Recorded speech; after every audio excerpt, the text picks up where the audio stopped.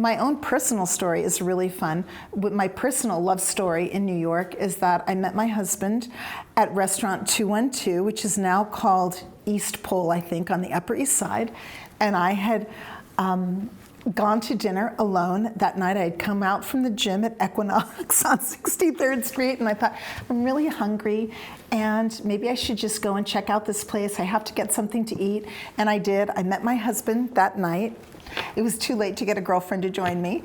And then the next night, for example, we met again, and I got to see all of his work and his jewelry he showed me, and we spoke every day from that day forward.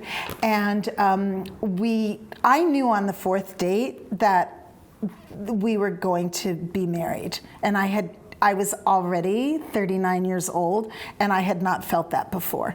I usually felt that I was not going to marry this person. That's usually what happened, but it didn't happen with Douglas. So anyhow, after that, we dated and dated, and then a few years later, we got engaged. And he did plan a really romantic engagement, which I can tell you, but should I tell you? So what he did is, it was my birthday, and he picked my birthday because if you propose to a woman on a gift-giving day, like a birthday or Valentine's Day or Christmas, if God forbid the relationship should break up, she gets to keep the ring. And if it's on Tuesday at 4 o'clock or any day, she would be obligated to give back the ring. So my husband wanted me to know that this was final. So he did it on my birthday. He picked my birthday, and he surprised me. I knew that he had some birthday surprise worked out, but I did not know that he was going to propose to me.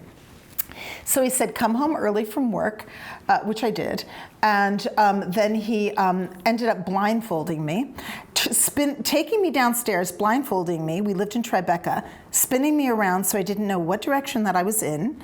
He had the dog in one hand and a backpack in the other hand, and me in high heels, and he walked me down to City Hall Park. So of course the high heels were sticking in the grout of the cement. I'm like trying to find my way, and he walked me blindfolded completely the whole way. And he sat me down on the fountain in City Hall Park, and I kind of felt like water dropping on me, and I didn't know where I was, and he whipped off the blindfold, and he was on bended knee, and he said, will you marry me?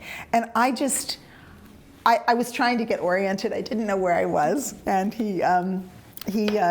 I put my hand out, and he said, you haven't said yes.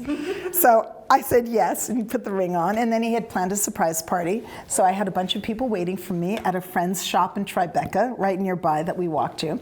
And that was after he pulled out a bottle of Cristal and several cards, some from the dog and some from him. And we had champagne, and the police officer watching the park let us have champagne because it was our anniversary.